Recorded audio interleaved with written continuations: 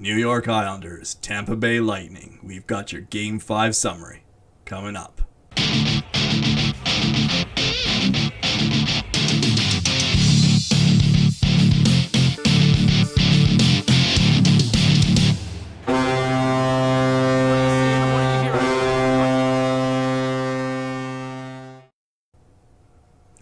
So, what do you think, Paul? That was a pretty close game, wouldn't you say? Oh, that was a poor game to watch. You know, when it's so one-sided like that, it's not. It's exciting if you like watching goals, but I think of the bigger ramifications for the series. I guarantee you, this is going 7 now. Yeah, I mean, a team like the Islanders, they're not going to let that humiliation happen, and even if it's the last thing they have to say before they go out in the golf course this summer, they're going to be sure they've got something more to say about that. Exactly, and I think old school guys like Lou Lamoriello and Barry Trotz are going to have their team ready, and they're going to drive that message home that this team embarrassed you. How do you feel about being embarrassed? The only drawback is they're probably going to lose Matty Barzal for Game 6, maybe longer for the cross check in the face, but. In light of everything else that's gone on, it was a mild hit. He just happened to catch him right. It doesn't justify it, but it certainly doesn't look good, and the league needs to really take a long look this summer about how it's going to clean this game up and get away from that old school Broad Street bullies type stuff that's starting to reemerge into the game. Let's concentrate on skill. Let's have a good product on the ice that doesn't need this garbage, and it's evident in both series, so let's get rid of it. Yeah. I mean, at least we're not yet at the point of having Stu Grimson's employed on every team, but Right. It could go that way if it were to descend too much further. Yeah. Right? You'd have to have somebody just to protect your investment. That's right. The counter argument is if you had a Stu Grimson, if you had Dave Semenko, Nick Suzuki doesn't stand there and get pounded on in front of the referee the other night in the Vegas Montreal game. That stuff doesn't go on, and so one of two things has to happen. Either that's going to happen, or the league has to be more active and proactive in preventing it. Right? And we harp about this all the time, but with all the head injury type stuff that's going on, the league needs to figure this out, and they're going to have to take a hard, long look this summer about how they're going to call the game differently to allow that. You don't see this garbage in the IIHF. The World Juniors is one of the best tournaments in the world, and you even come close to a guy's head, you're gone. And there's harsh penalties. I saw a tweet tonight about Barzal's cross-check to Ruda's face, and the guy said, "Let me save the trouble for you. Matthew Barzal's been fined the league maximum of $5,000 under the CBA for tonight's hit on Jan Ruda," and that's about the truth of it. Nothing will happen. There's $5,000 is a $20 fine for guys like you and me, so it's a joke. There's no repercussions for their actions on the ice, and it's basically Sunday night beer league hockey that you're watching. It's terrible. Yeah, it's either suspensions or nothing else. Suspensions and harsh suspensions. Yeah. Yeah, and you want to get these guys to stop doing it. Hit them in their pocketbook. Hit them hard. Make them accountable for their actions on the ice. Make them accountable for hurting each other and deliberately trying to take years off their life. That's not right, and it needs to change. Totally agree. All right, come back to the game, though. I couldn't help but think, as the score was running up, thinking back to the Colorado-Vegas series, Colorado, that first game, 7-1 victory. They won the second game, but after that, it was all Vegas. Right. What do you do if you are behind the Tampa bench and the score's running up like that, and you know that what you're doing is you're inspiring the other team for the next game? Do you do anything to back your team off, to tell them to cool their jets? Do you play, maybe your lower lines a little bit more, or do you just let them go at it? Well, if you have any sense about you, I think that's what you do. I think John Cooper has enough of an ego, though, that he kind of lets that that go on, because these are my guys. How am I going to tell my thoroughbreds not that are being paid to play this way to not do it, especially when everything's going their way. You look at all the bounces. The first goal to Stamkos, a bounce right back to him. The second goal that Yanni Gourde passed across and it went in off the defenseman. And then the tips that were coming in, they were little floaters. Nothing. The Islanders goalies couldn't stop a beach ball tonight, and it was just everything was a comedy of errors for the Islanders. Nothing was going for them. So back to the original premise.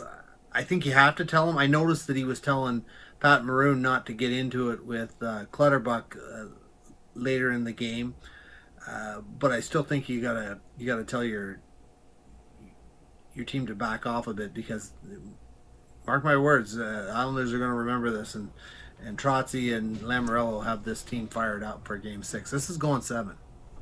Yep, and it will be interesting. That's for sure. Yeah. Yeah. So yeah.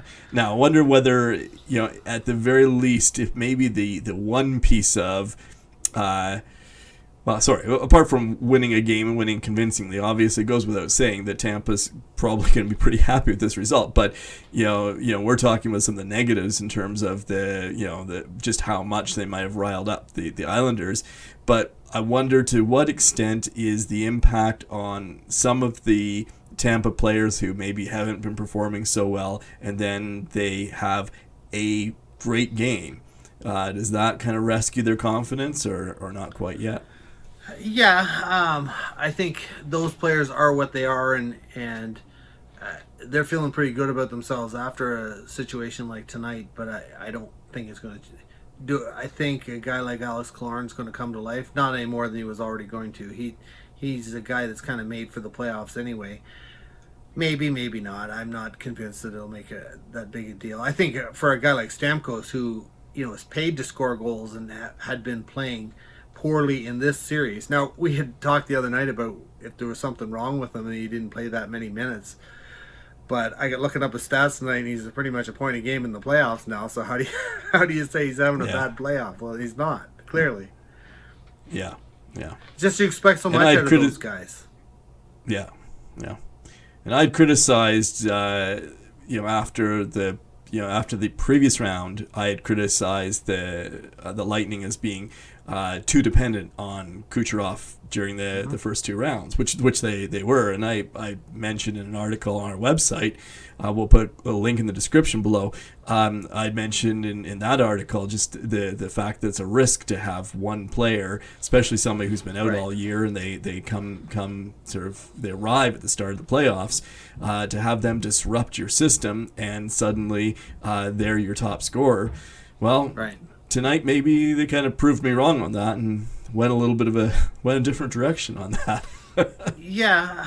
Again, though, I go back to the point that nothing was going right for the Islanders. They, right from the get-go, early on, Stamkos gets that favorable rebound or pass. The puck comes back to him anyway. I forget exactly how it went down, but there he is, wide open net. And then the second goal in off a defenseman, and then light shots that normally these guys that are on top of their game are stopping, and it just wasn't the Islanders' night.